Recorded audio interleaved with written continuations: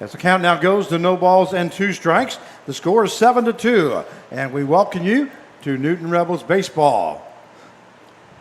Too many things going on. Yeah, there are. It's one of those days, folks. Well, I thought when we got here, we definitely were going to have a. Yeah. We figured that out, Bob. We found the mute button. That one is swing and a miss there by Connor Allen as he goes down for out number 2. And that is the 6th strikeout recorded by Ethan Peterson. So we have 2 down now, and that will bring up the second baseman number 7, Justin Barnes. Barnes is 1 for 1 here this evening as he got a base hit and has scored a run. As he scored on Corrigan's single, and both Allen and Barnes scored in the 3rd inning. Here's the pitch to Barnes. That one inside for ball 1. You know, that's tough. Like I said, right there, Connor Island had an opportunity at least score a run. You know, you drive the ball, get a run in, and strike out. And they're also playing, again, their defense is back. All of them back there. So if you get a ground ball, they were going to allow the run. That one hit to the shortstop. He's going to be able to get in front of it there, go to first base. Not going to be in time as the ball gets away. 1 run scores, and stopping at third base was Thomas Capion. And scoring from third base is Eli Hickman, as that one was in the ground, but I'm going to give him a base hit. You know that there's nobody that can throw out Justin Barnes at first base with his speed. And I was going to say 2 things, Frank. Putting the ball in play on the ground, on our infield, which slows it down, plus the speed of Justin Barnes and his hustle. 7-3 now the score in favor of 316 Sluggers, as the Newton Rebels have scored 1 run here, as there is 2 down. That will bring up the shortstop number 11, Jaden Hanna. That one fouled off by Hanna, as the count now goes to no balls and 1 strike. Yeah, Hanna collapsing that backside. You know, when he does that, that barrel's going to drop, and you can see where everything goes off. He's a left-hand hitter, goes over to the third base dugout. Just need to stay tall on that backside and just drive it. Drive it right up the middle if you can.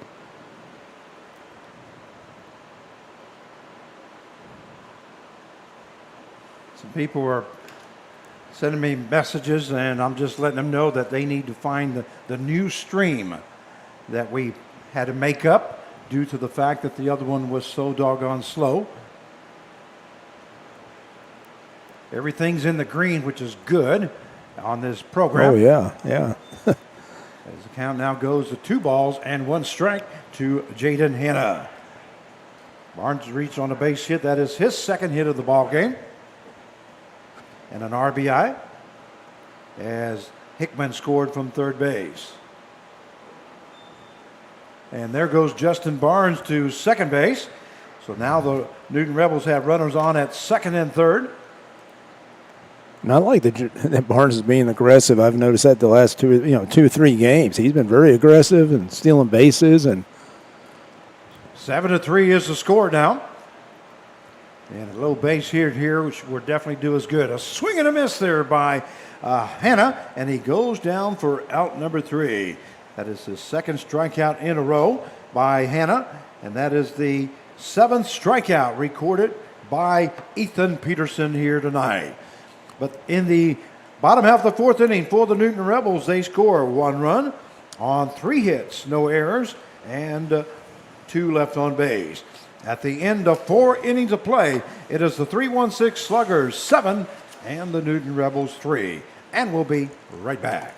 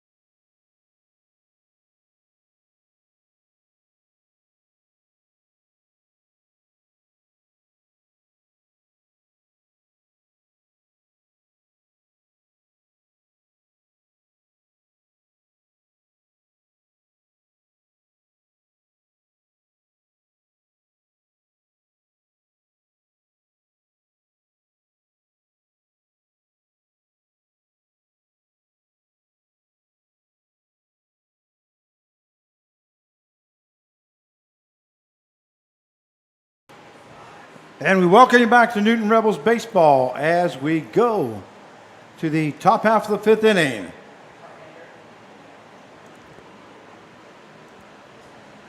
The score is 7-3 in favor of 316 Sluggers. Just watching what's going on. The umpire going over to the dugout.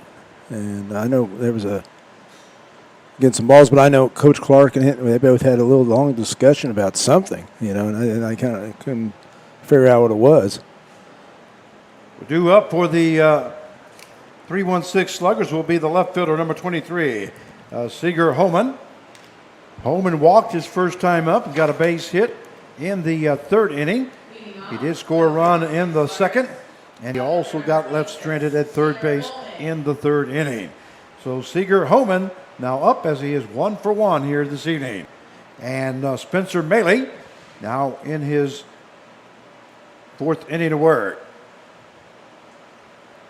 As we are in the top half of the fifth inning. Yep.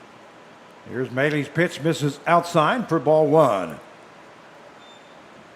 Maley's, like I said, I've been very impressed with him probably, last 2 weeks? He's been very consistent.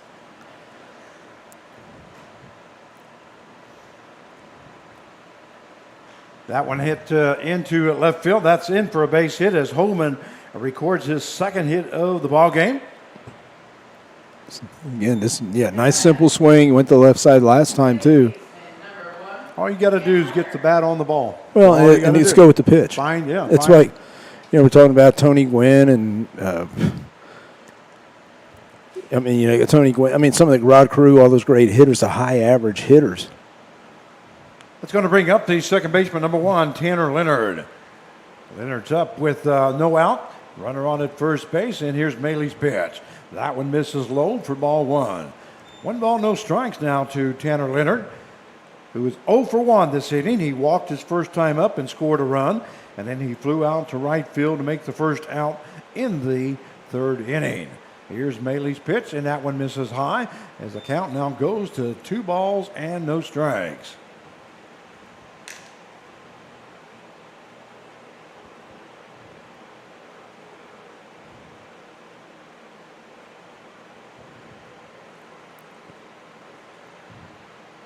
Maley taking a long look at first base, and there's the ball that's fouled off there by Leonard, as that takes the count now to 2 balls and 1 strike. And I like that he is taking his time. He's, it's not.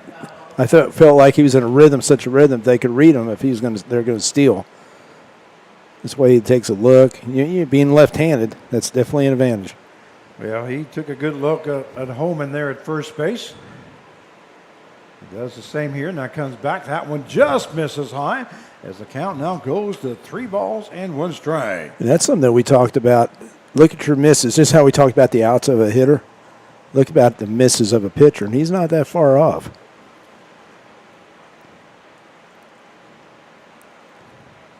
So Spencer Maley now ready to go to work on the 3-1 pitch.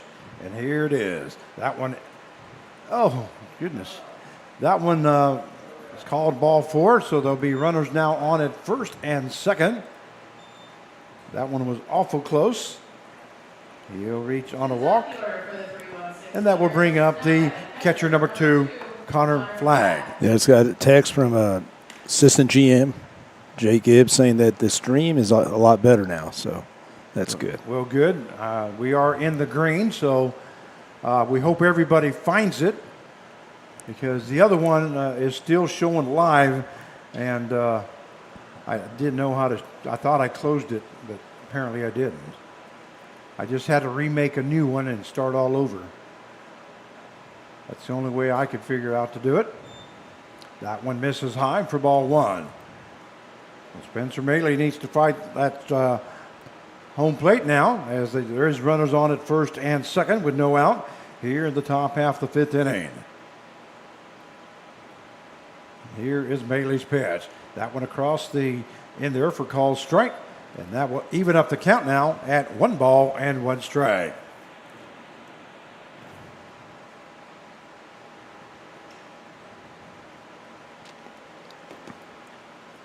Once again, we apologize about our internet. It is frustrating for you guys to watch, and it's frustrating for us to announce, to try to get on the air. but we're just trying to do our best in that rock cart. Yeah, yeah. And if you notice, also something about just notice about the defensive change. You know, Riley's back at third base. I noticed that. And Connor Allen's at first. so that must mean that Dozier's at catching them. That ball lifted into right field. That's going to be in for a base hit in front of Thomas Capion. Coming into home, and the throw is going to be in time because the runner held up at third base is Holman. Yeah, And holding up at second base is Leonard, and that kept flag with a single here in the fifth inning.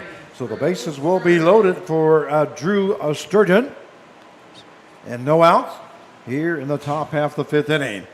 That is the fourth hit recorded by the Sluggers here in the ball game, as they have recorded 2 hits this inning. 7 runs on 4 hits. There's the ball hit to the first base side is foul. As the count now goes to no balls, 1 strike. Bases are loaded with no out. Drew Sturgeon up. He walked his first, struck out his first time up as he made the first out of the ball game. He walked his second inning, and then he scored a run. Then he got hit by a pitch in the third inning. Yeah, that is correct. Ball hit to the shortstop, goes to first shortstop. Ball hit to the second baseman, goes to short, and then over to first for the double play. That double play is brought to you, is sponsored by the team of Pate and Paul, attorneys at law. But another run does score, as the score now is 8-3. There'll be a runner on at third base with 2 down now.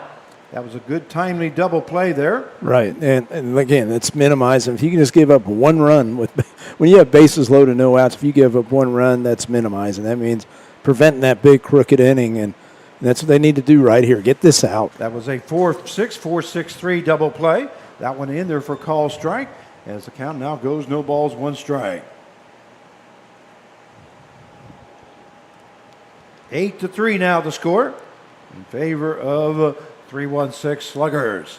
Here's the pitch by Melee. That one just misses low, and that will even up the count now at 1 ball and 1 strike. Looks like a lot of our viewers given up on watching this, or either that or have not found this second broadcast. That one misses high, as the count now goes to 2 balls and 1 strike. Maybe Jake Gibbs can put something on Newton Rebels baseball that to go to the second viewing. The first one is no longer any good. We are now on the second broadcast. There's the pitch. That one misses. Whoa. Oh, wow. That one misses low inside for ball 3. So 3 balls, 1 strike now to A.J. Mendolia. Mendolia reached on a base on balls in the first, base on balls in the second, and a base on balls in the third. So he's been on base 3 different times and has not earned a thing. That one misses up for ball 4, and the ball gets away from the catcher, Dozier, and a run will score, and that takes the score to 8-3. 9. Correction, 9-3. My bad. You almost got out of that, just giving up 1 earned run. You know, it's not just he walked, because that was fine. If he walked him, you know, you still had, but then it was a wild pitch. That wild pitch. And we've seen a lot of that. Runners on third base scoring on wild pitches. So 9-3 now the score. And that will bring up the first baseman, number 31, Peyton Tolle.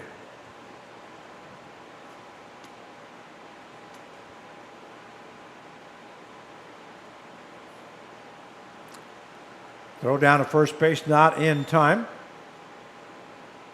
And it looks like Connor Allen might have stepped on his hand or something there. He did apologize to the, yeah, he did. Yeah. He apologizes to A.J. Mendolia.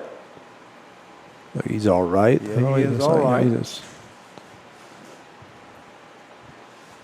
But Connor Allen, being the gentleman, make sure that he does apologize. It's like his umpire's telling him to cool it over there. I don't know what's going on in the Rebel dugout. When you see that hand like going straight out like that, it means, hey, that's enough. Count is 1 ball, no strikes now to Tolle.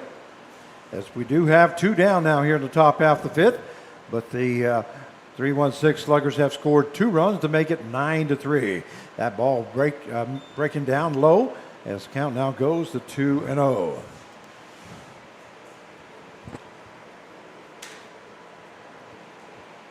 It's definitely been a difficult season as to coming back. I always have coming back down a deficit most of the time, and that one in there for call strike. As the count now goes to 2 balls and 1 strike. But Frank, I'm seeing a lot of good positive things too. Even though I know people come up to me, hey, what's the deal with the record? How come your record's not that great? And and I think a lot of reflect early in the season. That one misses high for ball 3. And there goes the runner to second baseman Dolias. He steals second. The count goes 3 balls, 1 strike. Runner on at second base with 2 down. Here in the top half of the 5th inning. 9-3 the score in favor of the Sluggers.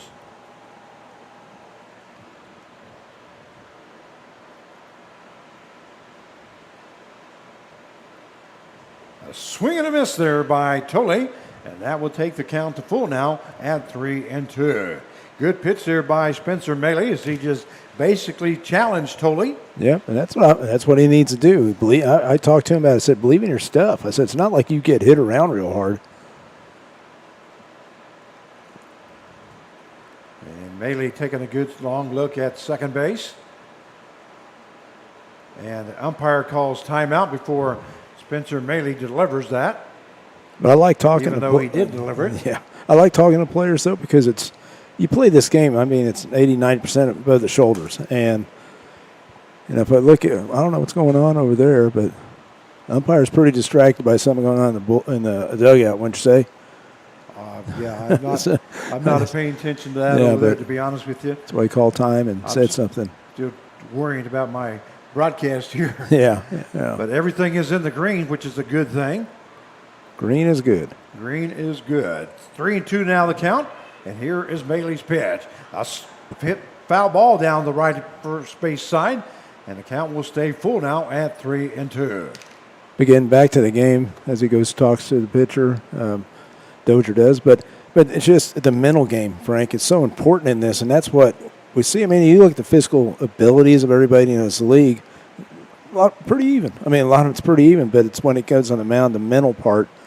And like I said, 80-90% is above the shoulders. And I've seen some guys like Spencer here. He's improved. Yeah, he definitely has improved from the first couple weeks. And we acknowledge that. And here's the pitch by Maley. That's swing and a miss there by Tolle. And he goes down for out number 3. So the top half of the 3rd inning for the 3-1-6 Sluggers. They scored 2 runs on 2 hits. No errors, and 1 left on base. At the end of 4.5 innings of play, it is the Sluggers 9 and the Rebels 3. And we'll be right back.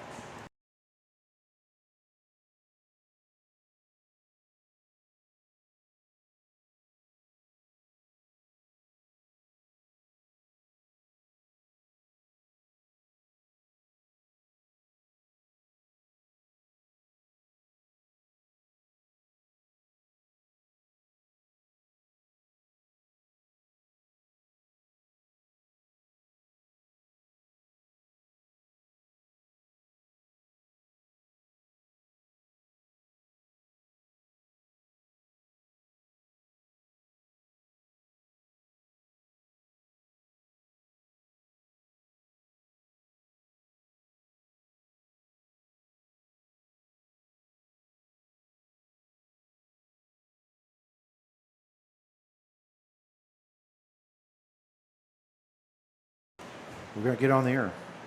And we welcome you back to Newton Rebels Baseball. This is Frank Martinez, your play-by-play announcer, joined along by Mark Cavala, general manager for the Newton Rebels, as we go to the bottom half of the 5th inning.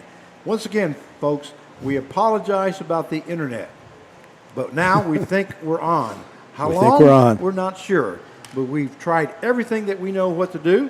Well, I told Carr when I got here, I said, the internet's not working. I have no idea why. Yeah, and we just had it fixed, and they've upgraded it, and we're doing everything we can. The Newton Rebels organization. So My phone is out of minutes on the internet, and so is our hotspot. So we're having to borrow people's phones. We're going It's to go Coach Clark's. Yeah, it's Coach Clark's phone now.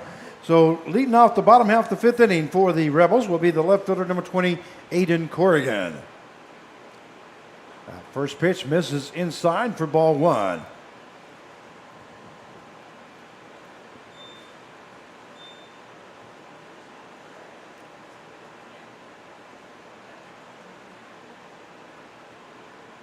That one breaking ball in there right across the knees, and that will even the count at 1 ball and 1 strike. Yeah, and that was good because that was down and low, was inside, and it wasn't his pitch right there. And Corrigan got the big hit so far as he's got a single in the 3rd inning with 2 RBIs. That ball hit to the bat broke. He was wondering what happened there. He kind of stood there and just looked at it, but his bat broke and the handle just came off. yeah, that was kind of odd. I thought maybe he had catcher's interference or something, how he turned around, but so Corrigan is out 4-3. It's funny because that reminds me of on the golf course, I have seen guys that have hit the ball and their head of their club goes flying off. Wow. The ball goes flying off, and so does the head of the club, and they're standing there holding their rod and wondering what happened.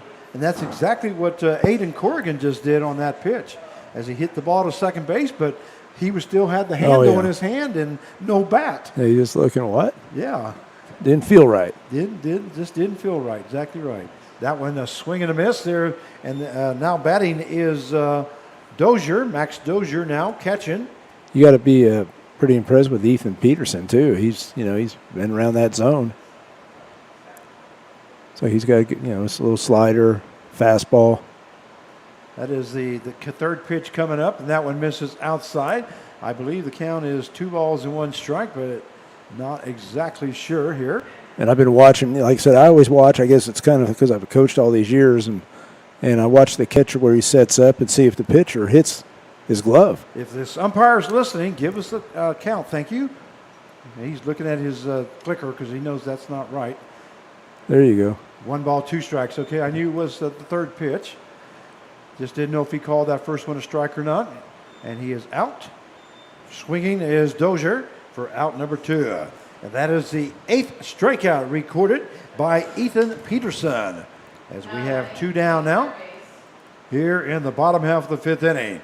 That will bring up the third baseman now. Third baseman, number 23, Nolan Riley. Dozier in for Broutman. I don't know if Broutman's okay or what. We haven't had a report on him. Well, Dozier moved to catcher last inning. Yeah. And as Connor Allen moved to first, that ball is lifted foul.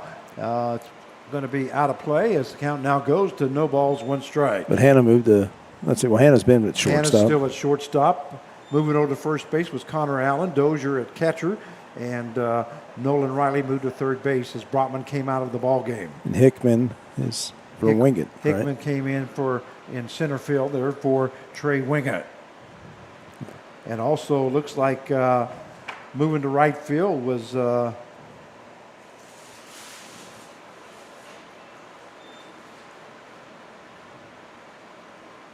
well, now Hannah's at second base, isn't it?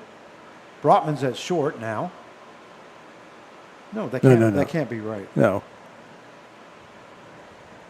Riley's up the plate. Count is 1 ball, 1 strike. Anyway, we'll figure it out. How they're doing it? Yeah, I don't. He's just making a lot of changes. Yeah, making a lot of changes. Count is 2 balls, 1 strike now. I think Brotman did come out of the ball game. That's correct. Right. Okay. 2 balls, 1 strike with 2 down. That one lifted to the right-hand side. It's going to be caught by the right fielder, and that right fielder is Jeremiah Cesar. Gave it a good ride, good line drive, but right at him. So the bottom half of the 5th inning for the Newton Rebels, they scored no runs on no hits, no errors, and nobody left on base. At the end of 5 innings of play, it is the 3-1-6 Sluggers 9 and the Newton Rebels 3. And we'll be right back. New arm.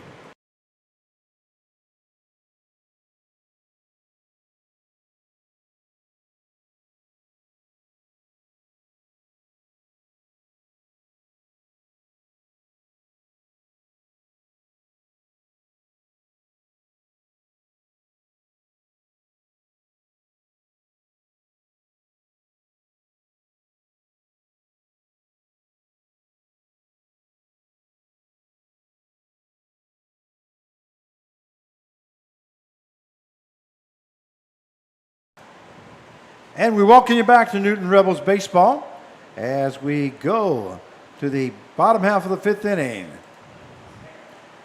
And looks like, top half of the 6th inning, my bad. Top half of the 6th inning. And due up for the Sluggers will be DeGarmo, Rogers, and Caesar. We're going to have a new pitcher now for the Newton Rebels. It'll be number 41, Judith Graham. Graham, a left-handed pitcher, coming in for the Newton Rebels. Yeah, he's had some pretty good outings the last couple of times. You know, Judith Graham from Skagit Valley College. He was a freshman. He's from Fife, Washington. You ever been up there, Frank? You ever been up there? Never been to Washington. I've never been to Washington. I heard beautiful golf courses. 6'1", 180-pounder. There's Judith Graham. So once again, the first batter he'll be facing here in the top half of the 6th inning.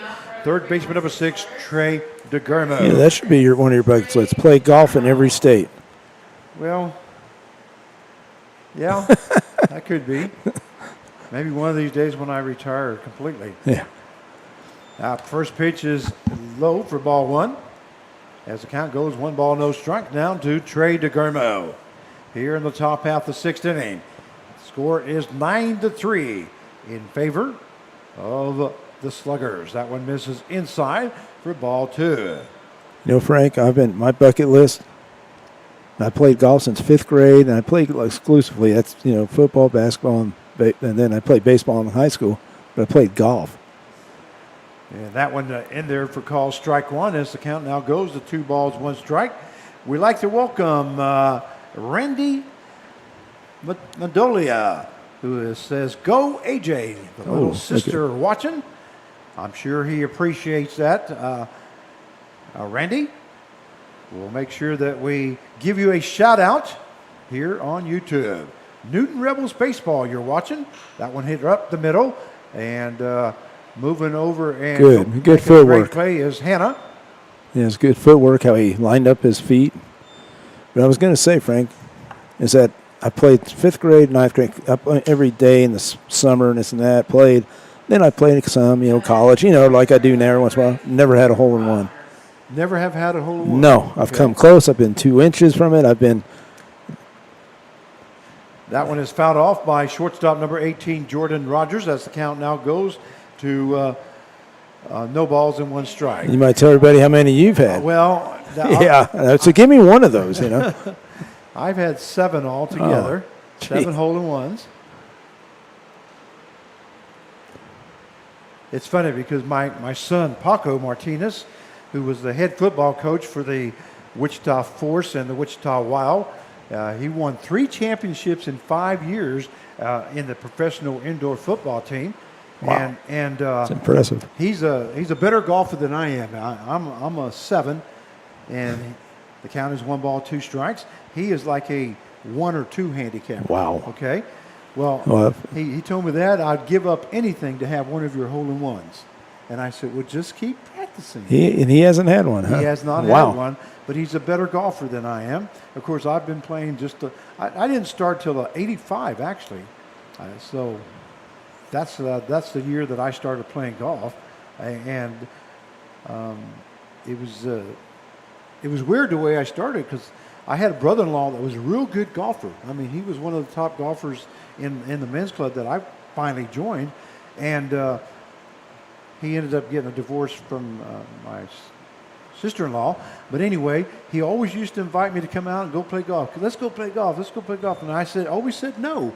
And then when he got out of the family, I started playing golf. And I don't know why, but all of a sudden I started playing golf and met him on the golf course. And we became pretty good friends, Of course, we were brother-in-laws.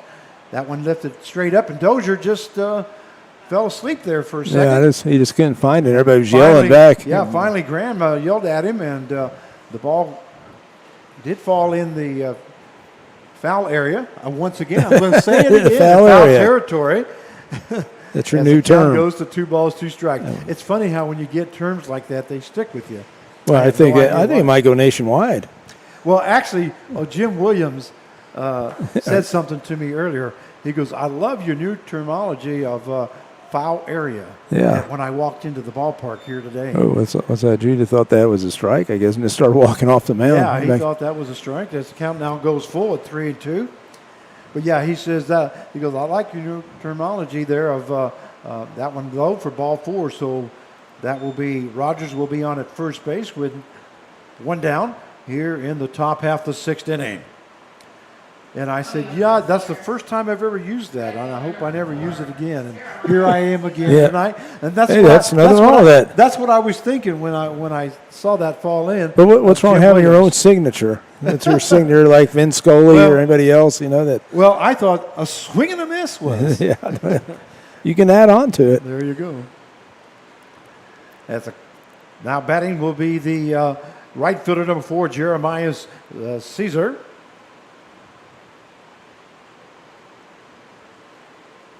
Somebody told me the other day he was broadcasting the game, and he says, I can do everything except a swing and a miss. Swing and a miss. Swing and a miss.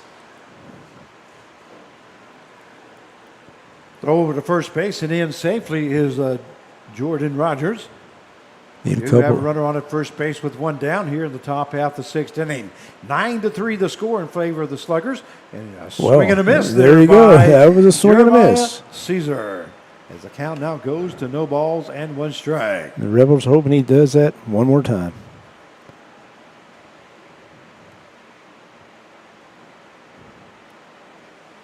And I'm wondering how many people are still on the other broadcast because I know it's still showing live. Here's the pitch. That one a swing and a miss there by Caesar. And the count now goes to no balls and 2 strikes. It's funny because I know Jake Gibbs is watching here tonight, and he does the PA for us. Of course, you know, there every once in a while. And I'll go swing and a miss, and he just puts a smirky smile on his face. And I just catch him laughing, and I'm thinking, he must have heard me. Whoa, I thought he was going to throw that away. Yeah, that one over to first base, and in safely is Rogers. No balls, 2 strikes now to Caesar. And Judith Graham now on in relief here in the 6th inning. Swing and a miss there by Caesar, and he goes down for out number 2. And that is the first strikeout recorded by Judith Graham here in the ball game. There is 2 down now, and that will bring up the left fielder number 26, Seeger Holman. You know, we were talking about, you and I were having that conversation about strikeouts. And I started looking at doing a little research. Joe DiMaggio, you know, he's known for his hitting streak. Yep. But you realize he had 351 home runs and 369 strikeouts in his career. 369 strikeouts. I mean, that's averaging about like 30 a year. I mean, that's, you know, plate appearances, 600, 690. You know, it's 560. Wow. Isn't that amazing? I mean, you think about that, because strikeouts. That one, a breaking ball misses. And he was a power hitter. You know what I mean? You know, 351, 4 years he was in the military, of course. But, you know, I was just thinking about the evolution of baseball, how things have changed. Tony Gwynn, guys like that. Well, let me add something to that. I guarantee you those strikeouts were swinging. Yeah. If you're going to have that many home runs, you're not going to be up there watching the ball, watch that third strike go by. I guarantee you at least 2/3 of those were swinging. Yeah, but that's just, to me, that just amazes me that, a guy could have that, average about 30-something strikeouts a whole year. Because in major leagues now, you guys at, 200 almost? Yeah. There's the pitch there by Graham. That one across the knees as the count now goes to 2 balls, 1 strike. We have Rogers on at first base with 2 down here in the top half of the 6th inning. 9-3 is the score. We hope you're tuning in here. And for those people that got frustrated with the internet, I totally understand. And here's the pitch by Graham. Another breaking ball just misses outside. Graham thought he might have hit the corner there, but the count will now go to 3 balls and 1 strike. Well, one thing I learned, Frank, it wasn't us. The other night, everything went down when they scored 12 runs, and it went down. We didn't score 12 runs this game. No, he didn't. It doesn't always happen. But I'm glad that It's bad timing. they didn't miss that much action here tonight. Their ball thrown over to first base, Whoa. almost thrown away by Graham. Good job there by Connor Allen to make that stop. Yeah, at Judah first right now. base. Judah just needs to go after the hitter. I mean, Well, you got two down. Yeah, you got two down. You got two There's no strikes. There's no need to go Yeah. to first base. You throw the ball away. Now he's standing at second and or third. third, yeah. The pass ball and he's in. So, I mean, just go after the hitter. Pitchers do this a lot. There's a breaking ball. That gets away from Dozier. And moving over to second base will be Rogers. Moving to first base is Holman, as he is on base for the fourth time here in the ball game. 2 walks and 2 singles by Seeger Holman. That will bring up the second baseman number 1, Tanner Leonard. Leonard has been on base with 2 walks and has flown out to right field in the 3rd inning. Those 2 walks have gone to 2 runs scored. Yeah. That's why you can't give up those walks. The count is, or the pitch here by Graham to Leonard is in there for call strike. As the count now goes, no balls, 1 strike. 2 down with runners on at first and second here in the top half of the 6th inning. Hey, Frank, I got another question to ask you. You know, I'm always asking these questions to you, so, just kind of get your opinion. Would you rather call a game that's a pitching match, like a 2-1, or would you rather have like a 8-6, or 10-8 type game, or with lots of runs scored? Well, I've been on the call before on a no-hitter, and that was pretty exciting. Matter of fact, I've been on the call when we almost had a perfect game until the very last pitch. Yeah, wow. And it was a walk. And then the next guy came up and got an out, but it was almost a perfect game. So that to me is pretty exciting. That is. But now it depends on who wins the ball game at 8-7. If the Rebels win or if your team wins, of course that's going to be more exciting. And there's a swing and a miss there by Leonard as the count now goes to 1 ball and 2 strikes. 2 down here in the top half of the 6th inning. Rogers on at second base. Holman on at first. So give Jim his money. And Judith Graham now ready to go to work with the 1-2 pitch. Takes a good look at second base, and here's the pitch. That one way outside. Whoa. Great job there by Max Dozier as he moved clear to his right just to get a glove on that one. Wow. Otherwise, that would have been back to the fence, and both runners would have advanced. That's what I was telling his dad. I said, sometimes he looks like a hockey goalie out there. I mean, he was just, he stabbed at it. Did a great job. Young catcher. He's learning a lot this summer. 2 balls, 2 strikes now to Tanner Leonard. And here is Graham's pitch as he takes a look at second base. Breaking ball just misses low, and the count will go full now at 3-2. With runners on at first and second and 2 down, both runners will be taken off on the pitch on this 3-2 pitch. 2 down. Seems like it's getting kind of cool out there. Somebody just opened up the door. There goes the pitcher. There's a swing and a miss there by Leonard as he goes down swinging for out number 3. But in the top half of the 6th inning for the Sluggers, they scored no runs on no hits, no errors, and 2 left on base. At the end of 5.5 innings of play, the Sluggers 9 and the Newton Rebels 3. And we'll be right back.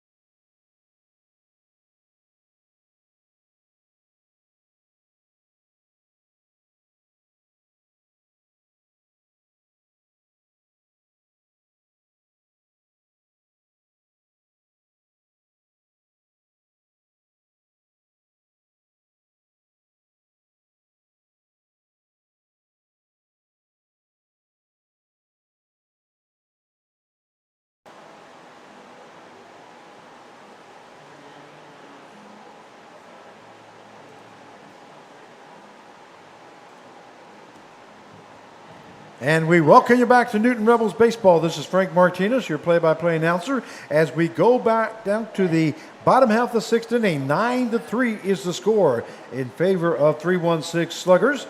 Due up for the Newton Rebels will be the center fielder, number 0, Eli Hickman. Hickman came in the fourth inning as he pinch hit for Trey Wingett, and he got a base hit, scored a run as Justin Barnes got a base hit and got the RBI. First pitch to Hickman is in there for call strike one. So far for the Newton Rebels, they have scored 3 runs on 7 hits, no errors.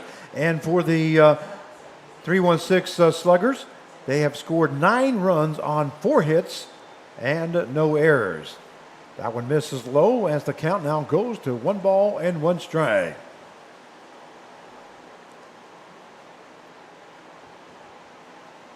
We hope you're enjoying the broadcast. We see more people are finally finding us on the second broadcast. And that one breaking ball in there for call strike as the count now goes to 1 ball, 2 strikes. This one here so far, keep your fingers crossed, but it's working great. We think anyway. And here's the pitch. That one fouled off by Hickman as Peterson is in his 6th inning of work.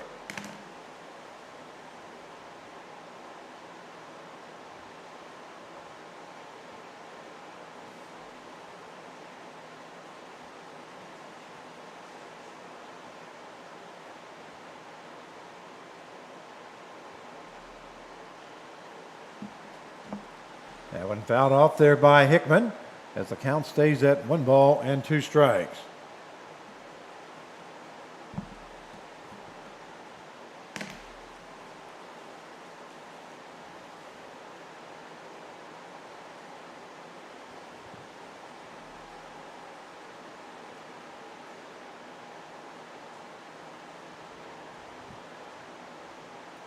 And here's the pitch by Peterson.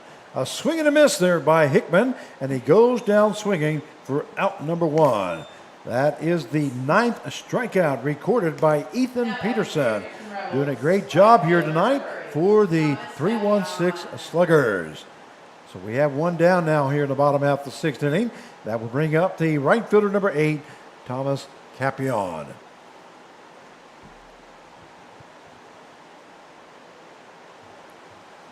First pitch misses outside for ball 1.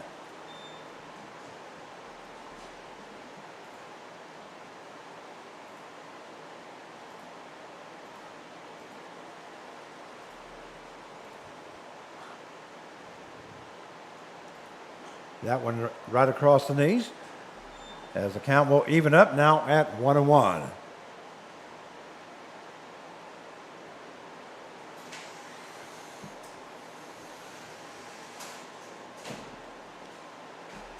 Down low for ball 2.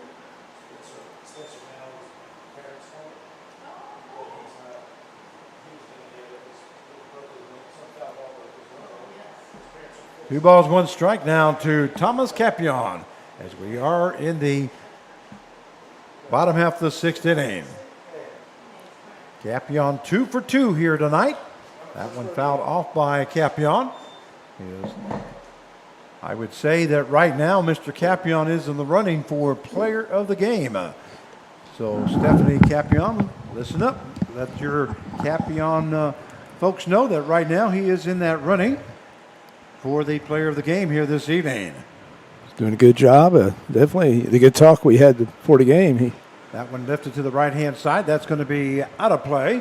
And the count stays at 2 balls and 2 strikes. Or goes to 2 balls and 2 strikes. It was funny, Frank, as he was telling me, he goes, "Yeah, Coach, I got it. I know what I have to do," and talking about approach and all that. And had a good game. Might be player of the game. Well, one of the finest gentlemen on this ball team. He always makes sure he says hi to me, whether he walks by me or if I go to the dugout. That ball hit right back to the pitcher as he hustles the first base and he tags the base for out number 1, or correction, out number 2.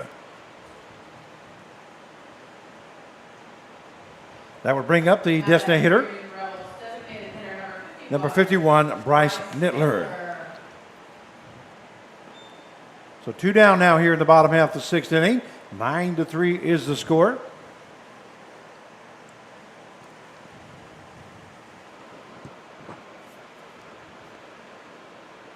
Yeah, I'd like to see Bryce get going here because I know the guy can hit. I like, that game-winning hit that you had the other day. Yeah. That's kind of like something they pitch away. Just go to that right center like that.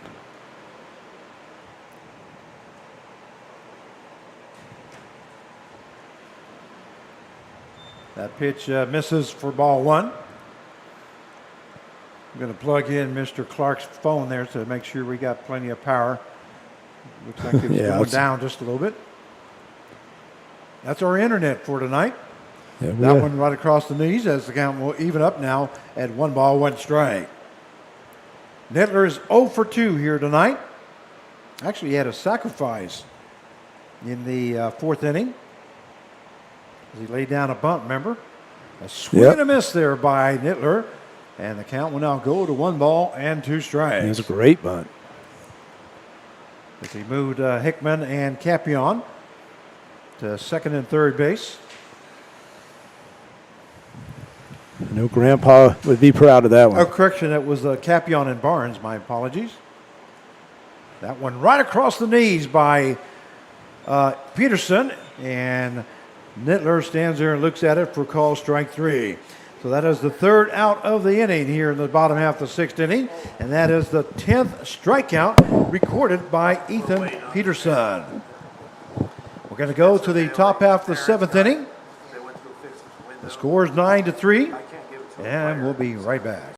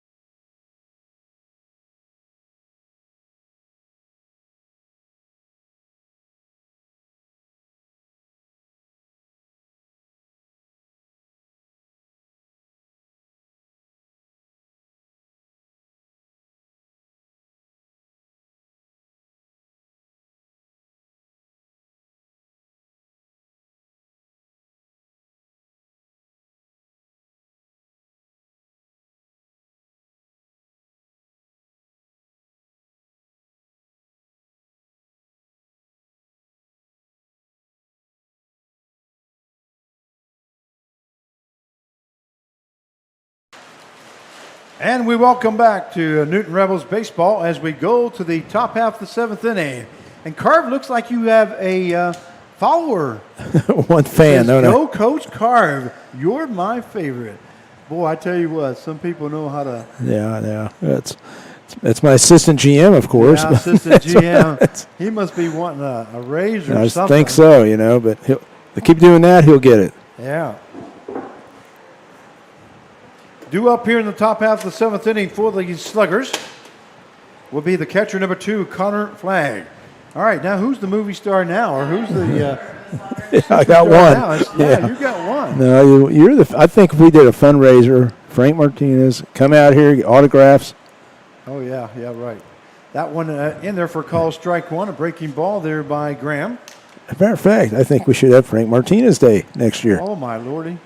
Do you know what you're asking for? No, I think it'd be great. I have been very humbled a couple of times when I've been asked to at a ball game at Valley Center there.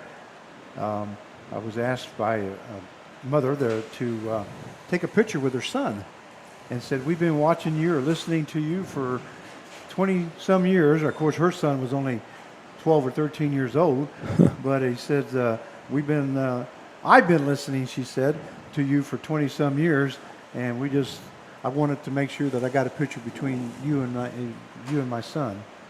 That's awesome. So that's one of those things that happens every once in a while. Count is 2 balls, 2 strikes to Connor Flagg.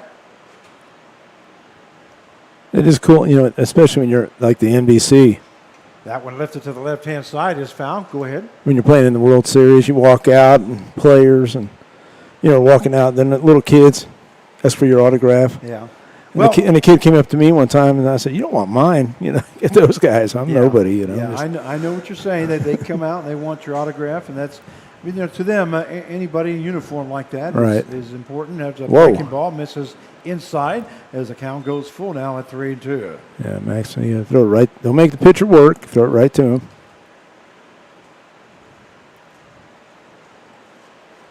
That's one of my rules. Always had the catcher right to throw it right back. It got me thinking. What does Jacob Gibbs want? What does he really want? What is that message by Coach Carve? You're my favorite. What do you think it is? It's either he's, like you said, trying to get maybe a little more money or a salary, but or maybe he feels sorry for me. Well, maybe you better watch out because he may want to borrow some money. That's may be what it is. That's buttering me up. Kind of what it sounds like. To me, I thought maybe he feels sorry for me because I don't exactly have my own fan club like you do, Frank. And by the way, Flag walked to first base. That's going to bring up the center fielder, number 23, Drew Sturgeon. Well, like I say, I've been doing the NBC for 27 years. You get to meet a lot of coaches, a lot of players, a lot of fans, a lot of umpires, and boy, I tell you what, I do not take for granted some of the friendships that I have formed through baseball. Oh, yeah. No, there's no doubt. They're very special. Well, it's like Jake Gibbs. He played for me, back to Newton Rebels years ago, and he was my go-to guy out of the bullpen and always a guy I could always count on to come in and throw strikes. That's what he wants. That's what it was. You guys had something already in the works here. That ball gets away from Dozier and moving over to second base is Flag. He wants just a little bit of praise on the air. Oh, that's what he did. He knew if he did that, I'd say something. That's exactly right. Okay, now I understand. I was trying to figure out what road we were going down. Now I get it. Jake, we figured you out. Yeah. Well, I tell you what, if you can't have a little fun on this broadcast, what can you do? Count is 2 balls, no strikes. That one in there for call strike. As the count now goes to 2 balls and 1 strike. And let me catch up here. I'm apparently talking too much. There is no outs with the runner on at second base here in the top half of the 7th inning. 9-3 is the score. And Carve, when you get time there, we'll get you back on the broadcast here. That one misses outside for ball 3. Yep. 3 balls, 1 strike. What I was going to say, now I lost my train of thought. That's talking Mr. Jim. We're talking about the hot dogs. What do you think? When you do announcing, you don't get to eat very, very much because you're talking all the time. I had to scarf it down, so I really didn't get a chance to taste it. That one misses inside for ball 4. Might even hit him. Yeah, it did. There will be runners on at first and second now with no outs. If Judah could just get it down where, hit that white part, that 17 inches of plate consistently around there, because nobody hits that guy hard. I don't know what the batting average against him is, but I know it's under 200. It's going to bring up the designated hitter, number 13, A.J. Mendolia. And like I said, he's still young, and he's going to figure it out. And when he does, his career will change. All right, Randy Mendolia, little sister of A.J. Here's your brother. That pitch misses outside for ball 1. Because don't you think he throws hard? He's got some good movement and everything, so just consistency.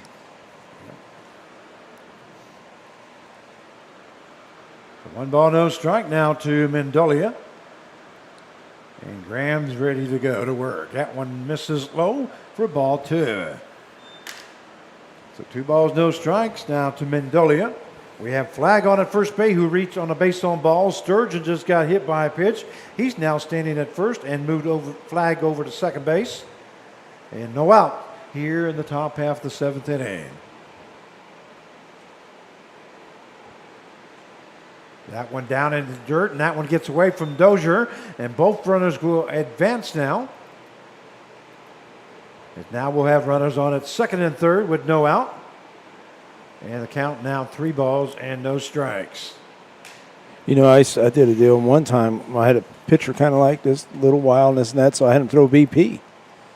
You know, batting practice and just sat there, you know, just throwing, let the guys hit it. And then it helped him because he realized, yeah, I'm just going to let the guys get themselves out.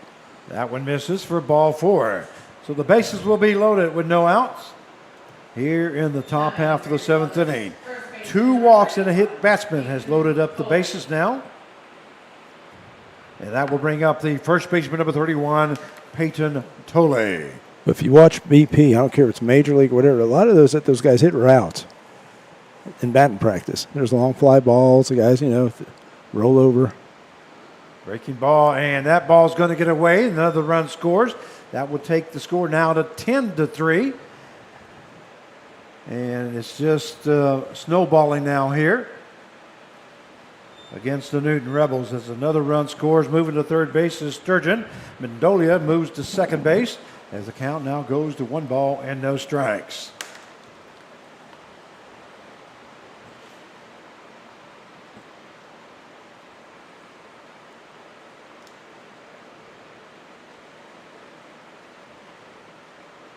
Breaking ball in there for call strike, and that will even up the count now at 1-1. You see what he did right there? Everything just, you know, nice balance, followed through, ball moved quite a bit. Tolley's 0 for 4 here tonight. He does come in with a .358 batting average as he's been at the plate 106 times and has 38 hits. Another run scored, looks like. And that was a ball. Out, got away from the catcher. So Sturgeon scores. That makes it 11-3. And now runner on at third base. Well, I don't know what to say. See, look at that. I mean, and when he throws strikes, a lot of whiffs. And you notice that? There's not a lot of contact. I mean, even that last inning. Well, it definitely doesn't give you a chance when you're not around the home plate there. That's for sure. And believe me, you know, the kid's trying. There, look at that. Beautiful pitch. That one. Yeah, beautiful breaking pitch. Okay, that was a swing and a miss or not? Yep. Okay, swing and a miss for out number 1. But that thing broke 2 or 3. I mean, it broke, Frank. I mean, you know, that's what I'm saying. He's got great stuff. He's just got to be consistent. Sometimes he probably rushes a lot. It's going to bring up the third baseman, number 6, Trey DeGurmo. Sometimes, and it's weird because I tell guys that sometimes you just need to breathe. You got to breathe, man. And I understand that they're out there trying. Oh, yeah. No, that's... Count is no balls, 1 strike now. To Trey DeGurmo. See, look at that. 5th batter now. You see what I'm saying? Good job there by Judith Graham. Now he's just now basically challenging the batters, and that's what you got to do. Well, he's got to believe in himself that he can come right after these guys, man, and just. There you go. The ball hit his shortstop, moves to his right side as Hannah. Going to blow a play at first base and not going to be in time. Runner does score from third base, and that will now make the score 12-3. And that was a base hit there by DeGurmo and an error on the throw. But see, like I said, I don't mind that.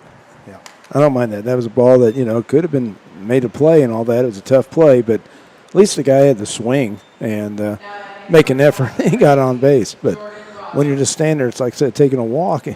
You and I can do that. You know, you and I can be at the plate. So just come after guys just like that. And like Judah, you got some great stuff, man. So the score is now 12-3 in favor of Sluggers here in the top half of the 7th inning. There is 1 down here in the 7th. Rebels are 1 run away from possibly being run ruled. Yeah, that is stop them right here. If they need to make sure that they get a stop here, exactly is where I was going with that. That ball lifted into right center field, and that's going to be caught. No, it's going to be dropped by the right fielder. Thomas Capion got a glove on it and dropped the ball. And that's going to be error number 2 here in this inning, as that was a fly ball that should have been caught. Yeah, I don't understand that right there. You know, it's just, let's see, it's lost it in the lights or something, Frank. I mean, because Well, he definitely got a glove on it, was in his glove, and just fell out. That's going to bring the right fielder, number 4, Jeremiah Caesar. Because he made some nice catches earlier. Real nice catches. So now runners on at first and second with 1 down. And Caesar now up at the plate. That ball lifted into the infield. That is the infield fly rule. That ball caught by Nolan Riley for out number 2. So we have 2 down now. And then we'll bring up the left fielder, number 26, Seager Homan. I think when you have innings like this, there's a lot of walks, a lot of balls. There's a lot of loss of focus, and I can see that it's got to be tough.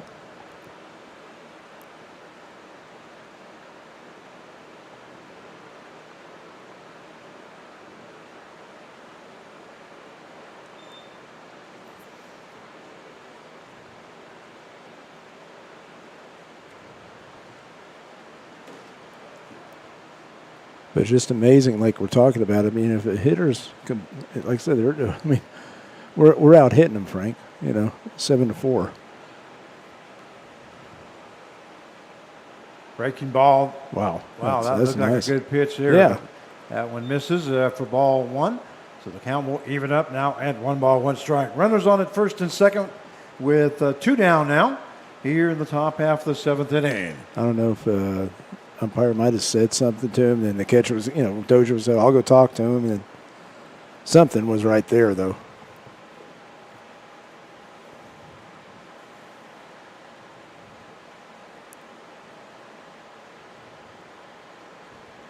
Here's the pitch. That one, a breaking ball, misses way inside by Graham. As the count will now go to 2 balls, 1 strike. Yeah, it's just keeping his mechanics consistent. Once he does that, then he's going to be fine. The outcome is going to be more consistent.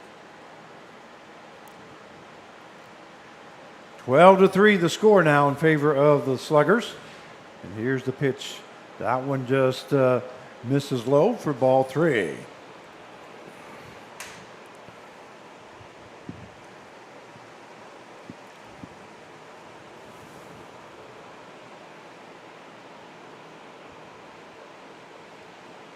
So 3 balls, 1 strike now to Seager Homan. 2 down. Got DeGarmo on at second base and Rogers on at first.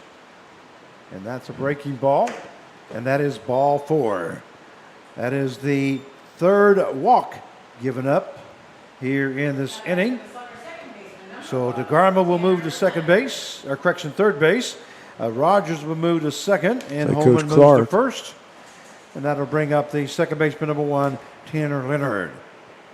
So Coach going to have a pitching change, it seems. All right, we're going to take a pitching change, and then we'll be right back.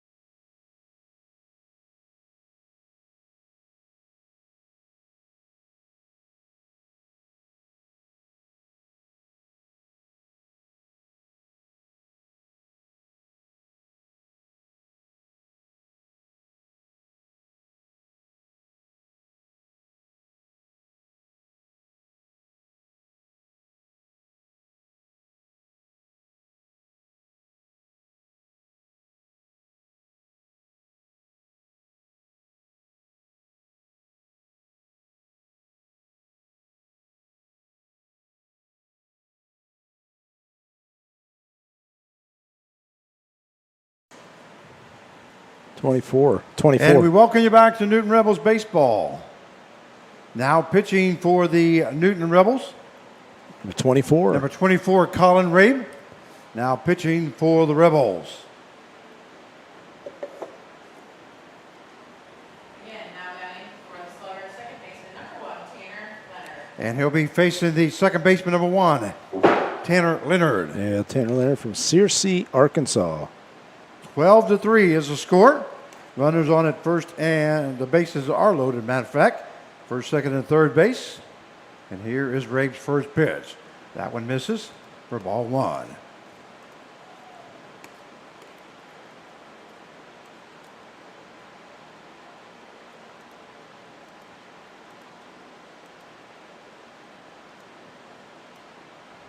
Well, third base don't want to light up for some reason. Whoa. Base hit goes into center field. 2 runs will score. That ball gets away from the catcher. Throw over to third base and in with the tag for out number 3. But 2 runs do score. And that takes the score down to 14. So the Sluggers score 5 runs. And at the end of 6.5 innings play, it is 14-3 now in favor of the Sluggers. And we'll be right back.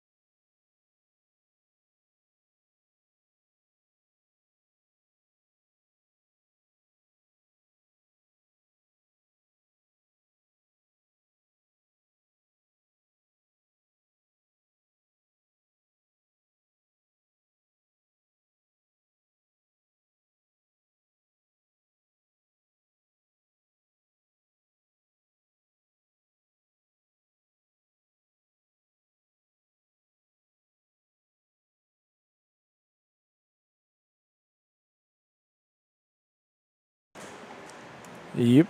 Yeah, I'm ready to go. And we're back as we go to the bottom half of the 7th inning. The score is 14-3 now in favor of the 3-1-6 Sluggers. Well, it's do or die now here, Mark, as the Newton Rebels have fallen behind in that 10-run rule. Yeah, it's definitely a situation. I don't know how many, if you look at that we counted at the walks. Let's see, the 8, 9, 10. 10 of the runs. 10 runs out of the 14 have all been on walks. And then that's the point I was trying to say. You know, you just want to make sure if they're going to earn it, they got to earn it. Like, so looks like we got a new pitcher in too. Now, it looks like we do have a new pitcher now. It's going to be number 24, looks like. 24 is Braden Harris. He's from Bixby, Oklahoma, 6'2", 190. And he is a lefty. Braden Harris, you said? Yes, Braden Harris. Okay, Braden Harris now coming in. And a good job there for Ethan Peterson for the 3-1-6 Sluggers as he ended up striking out 10. He gave up 3 runs on 7 hits and struck out 10. No walks? Had a total of... that is correct. No walks. Yeah, I didn't think I couldn't remember anybody walking. So we go to the bottom half of the 7th inning and due up for the Rebels. First baseman, number 22, Connor Allen. First pitch, second pitch is fouled off as the count will even up now at 1 ball, 1 strike. Yeah, and I had talked with Corey Mason a little while ago during the 50-50, and he's a little banged up, and I mean, he's going to be all right. Of course, he's one of the leading hitters on the team, hitting 360, and definitely need his bat in the lineup. 2 balls, 1 strike now to Connor Allen, who's playing first base now here this evening as he was catching and moved over to first base. That one fouled off once again by Allen. And the count will even up now at 2 balls and 2 strikes. You know, and Allen's had pretty decent summer. I mean, you know, he's getting a lot of at bats. He's getting a lot of playing time. You know, he's at Barton County, Wichita kid.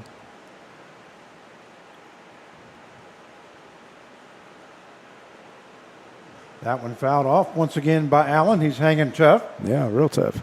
And it looks like they got Dozier in on instead of Allen on the point streak. Oh, We yeah, didn't make sure we yeah. get that corrected. Dozier came in. Max Dozier came in for Brotman instead of Allen. That one is hit hard into the shortstop. Looks like he's going to be able to make the play right behind second base. I thought that was going out in the center field there when it first sounded like. But the shortstop will make the play for out number 1. You know, Frank, a coach long enough where every year is different. Every year, you know, it's like one year you might have the year where you get a lead and you just give it up real easy. You get the year where you're way behind mostly and always fighting back like this year. Every year is different, but you got to fight it. You got to adjust and change it. Now batting the second baseman number 7, Justin Barnes. Barnes is 2 for 2 here tonight. And I always wanted to get T-shirts. You know, I never did. But it's WIT, you know, whatever it takes, you know, to change, you know, to get better. That one in there for call strike as the count will now even up at 1 ball and 1 strike. They're showing Barnes 1 for 2 tonight, but he does have 2 base hits. Yeah. Oh, they must have given him an error. That's what they must have did because that one play that was hit to the shortstop. Shortstop? Yeah. I thought that was a base hit. I didn't think there was any way that they were going to throw Barnes out. No, I didn't think so either. Well, the thing is, we're usually we're the home, but they're doing the point streak. So Tonight, yep. yeah. And not only that, but it's not done by a coach, it's done by a player. Right. Tonight. That one is fouled off there by Barnes.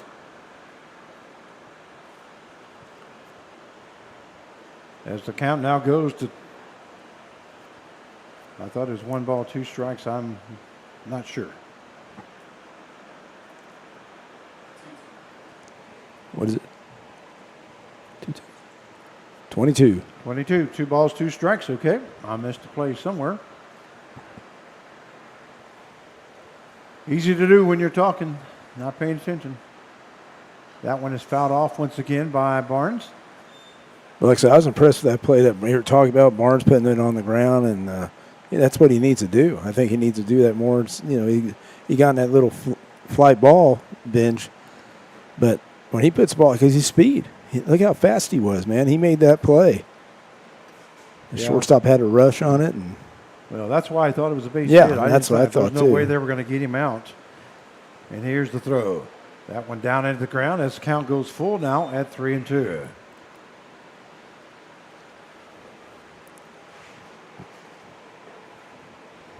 And like I said, I mean, the 316 Sluggers, their pitchers have done a good job because our guys have been pretty patient. A swing and a miss there by Barnes as he goes down swinging and a throw down to first base for out number 2. So we have 2 down now here in the bottom half of the 7th inning. 14-3 is the score. Now batting for your Rose. And that will bring up the shortstop number 11, Jaden Hanna. And Jaden's kind of had a rough night. Let's go with Thomas Capion, the player of the game. He's 2 for 3. Okay. I'm going to go down and get him. Okay. So we are going to go with Thomas Capion as the player of the game. And so all you Capion fans, stay tuned. Stephanie has not posted anything tonight. Not sure if she's listening in or not. We'd like to thank all of you for watching here tonight, and also like to thank the 316 Slugger fans. I'd like to remind you that tomorrow's game will also be on YouTube, and keep your fingers crossed for the Wi-Fi or the internet. If all goes smoothly, we should be able to use that Wi-Fi. I'm going to call Cox here tonight and find out what the problem is. Hopefully they'll get that reset. As the count now goes to 2 balls and 1 strike. Batter is shortstop number 11, Jaden Hanna.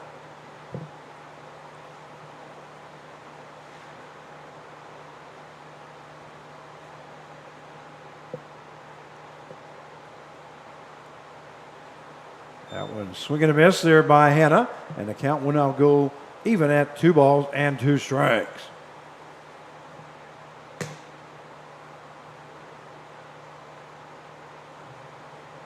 Here in the bottom half of the 7th inning, 14-3 the score.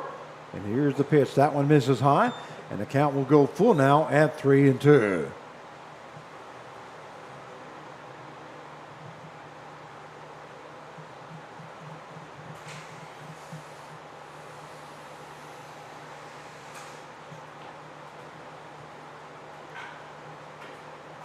That one lifted in foul territory, I believe. And it is. So the count will stay full at 3-2.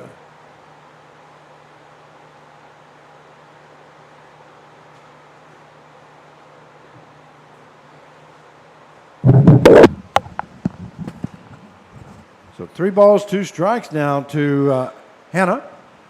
And here's Harris's pitch. A swing and a miss. No, that is fouled off. I'm sorry. Didn't hear that bat go off. So the count stays full at 3-2. Hello, Mr. Williams. Hello. How are you doing, sir? I'm doing fine. Well, good. Jim Williams threw out the first pitch here tonight. He joins us here on the last out here. Swing and a miss this time by Hanna, and that is the ball game with the final score. The 316 Sluggers 14 and the Newton Rebels 3. Well, Mr. Williams, come over here so we can see you. There's Jim Williams. He is a 12-year volunteer for us, and he is the Director of Hospitalities here for the Newton Rebels. You're the one that takes the money from the everybody greets at the That's right. gate. That's the game. Smile and take their money. So Stephanie Capion says she is watching, so she'll get a chance to see her son here tonight because Thomas Capion is the player of the game here this evening. He'll be taking your spot here in just a second. I just fill in the time. That's all I do. All righty. Well, she got home just in time here. Thomas Capion was 2 for 3 here tonight with 2 base hits. We'll talk to him about that. Well, Stephanie, stay tuned. You're going to get a chance to see your son here shortly. Once again, the final score is 14-3 in favor of the 316 Sluggers. It was just a bad second inning for the Newton Rebels as they ended up walking 8 batters and ended up scoring 7 runs in that second inning. And then after that, it was just kind of downhill for the Newton Rebels. If you think about it, you take away all the walks that we had here tonight, we have a chance. But we don't have a chance when you can't put the ball across the plate, and that definitely hurt us. Jim, say bye to everybody. Goodbye. Anybody special you'd like to say hi to? My cousins over in Halstead. Okay, cousins over in Halstead he'd like to say hi to. And then we're going to bring Thomas Capion on. Go ahead, come on in here, Thomas. I just fill in time. While he's doing that, we're going to thank our sponsors. Double plays are sponsored by the team of Pate and Paul, attorneys at law. Doubles are sponsored by Cobra Enterprise, Store and Stuff, and Realty Connections. Play at the Plates are sponsored by the Colonel Tim Mahler family in honor of the Kansas National Guard. Your home team, always ready, always there. Pitching Changes are sponsored by Ray Roofing. They have you covered. Home Runs are sponsored by the John Odeman family, proud friends of the Newton Rebels. Any great plays or players of the game, which is Thomas Capion here this evening, is sponsored by the Carl Hodges and family. The Rebels tradition continues since the year 2000. Also like to thank Back Alley Pizzas and Curtis C's. Also don't forget about all our home, our what do you call them?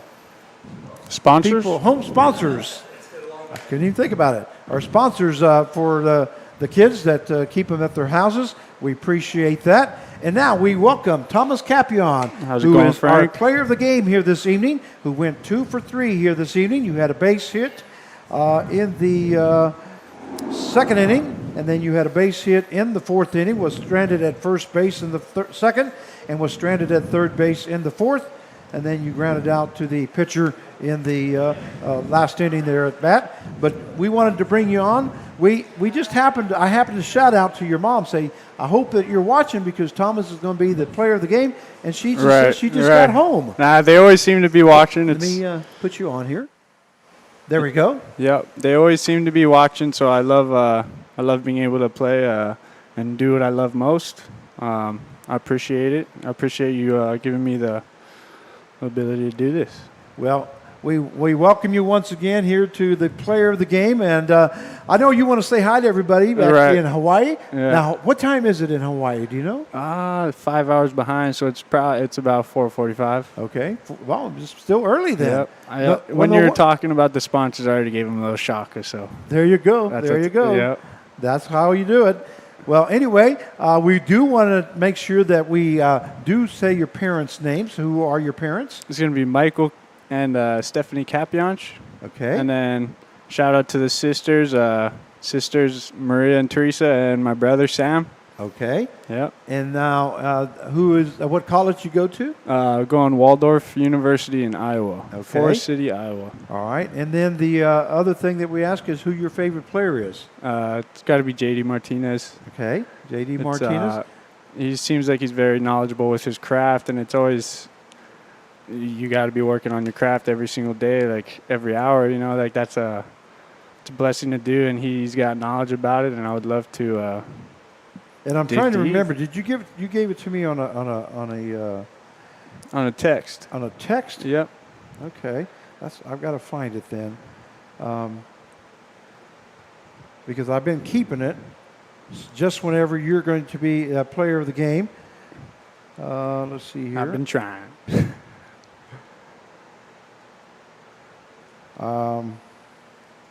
We got. It'd be an 808 number. 808 number. Okay. I got to read you what he sent to me. I thought it was very, very interesting. 807. Well, that's not it. I know I have it because I remember keeping it. And okay, then the last thing that I asked, and that was who you would like to spend 5 minutes with. Yeah, that'd definitely be my great-great-grandpa, Okay. Miguel Capion, as you would say. Like you said, the last name is very, the L's are a Y and silent CH, but he was a famous musician or pianist, I guess, composer, Okay. all that stuff. So he's got some, I think it's been passed down to me too. I got some good, I got a good ear for music and whatnot. So I'd like to talk to him, just see how he manifested to become what we do and what we strive to be. Like my dad came from Mallorca, Spain. That's the two L's in the name. Mallorca has two L's, so that's it's a little background on that. But he came when he was young, and America's a great place to be and manifest whatever you want to envision and do whatever you like. And I'm just living that, and I feel like gaining some knowledge from old guy like him would be pretty cool. Yeah, it would be really nice to get into the head and say, what were you thinking? Right. When you first came to America, or you first became what you became. Right. What led you to that? Right. It's the land of the free. It's we're able to do what we love, and I'd love to be everybody comes from a different place. It's the land of migrants, and it's pretty neat to be one of them and be able to continue chasing what we love. Everybody has a dream, and everybody wants to do whatever they like. And well, I can't find your text that you sent to me, and I know I have it, and I do remember. That's not it, is it? No. No. Okay, I do remember sharing it with some people, and they all said, "What a sweetheart." Right. They all said that was very touching. Yeah. And I wanted to read it again here tonight and not able to find it, and I apologize about that. But what you said was just, it came from the heart. You could tell. Right. It came from the heart. Right. And so right then we knew that you came from a very good family. and not only a good family, but a historic family, like you say, your grandpa, what he was, a musician and everything. And you ought to be very proud of that. Be very proud of that. Yeah. I think a little bit. Like he taught Robert Louis Stevenson. I think that's a good name to put out there, but he taught that.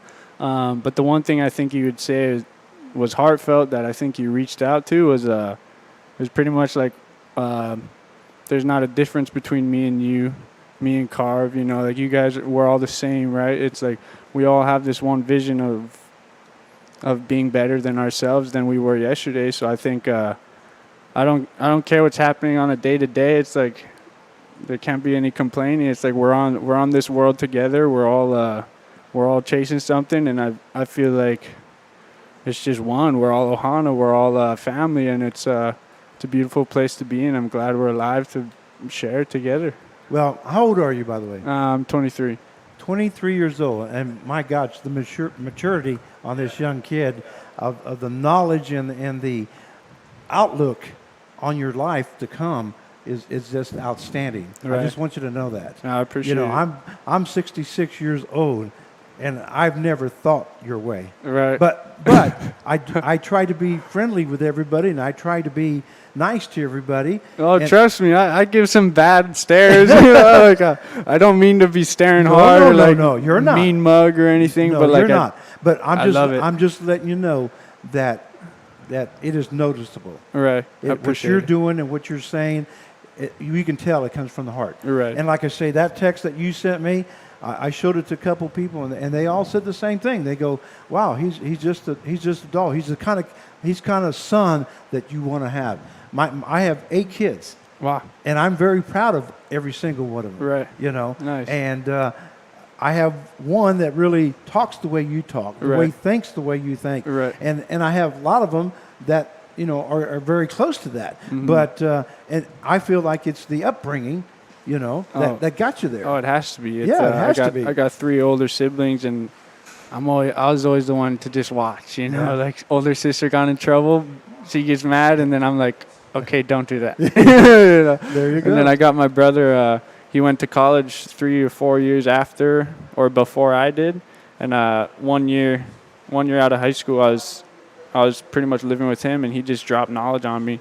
I was just a sponge. I didn't really know what was going on in college, so I was like, "What? I need your help," So then he definitely gave me some knowledge and gave me the ability and vision. And well, you paid a good tribute to your brother. Yeah, I noticed that on that message that you sent me, and I wondered where all that came from. right. Right. But it was just the respect. Oh, it's all that respect. you have for him. He was pretty much my role model growing up. Now, is he still alive? Oh yeah. Okay. 100%. I wasn't sure. Somebody asked me that question, Yeah. and I said, "Did he pass away?" I said, "No, I'm not sure." No, I said, but I will ask him one He's day. just not with me right now. I But see. we're always together, right? I keep a little journal, a little book, and it's like that's what helps you keep a day-to-day journal. Keep a day-to-day thoughts, day-to-day what you're gonna do, plan out your day, and it keeps you on track. You don't get too sidetracked with what everybody else is doing. It keeps you on track, and he pretty much taught me to stay in the journal and do what you need to do.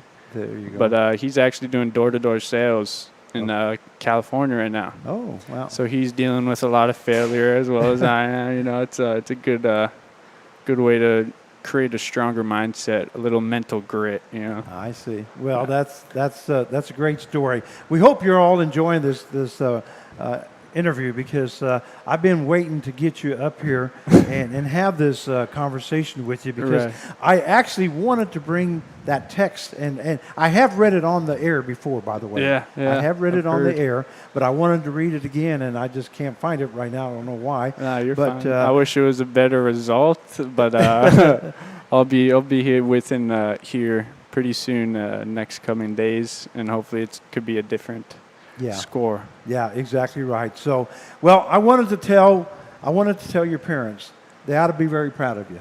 They ought to be very proud of you. I appreciate it. They love hearing you. They love your commentating and everything. And honestly, you're gonna be getting some more goodies from Hawaii. They said they're gonna send something. Those out. treats were nice. Oh, yeah. I love the chocolate and the nuts and everything else that came with it. They were very nice. So, but anyway, our player of the game here tonight is Thomas Capion, who was 2 for 3 tonight, and we congratulate him for being player of the game. And let's do this together, right? Shaka.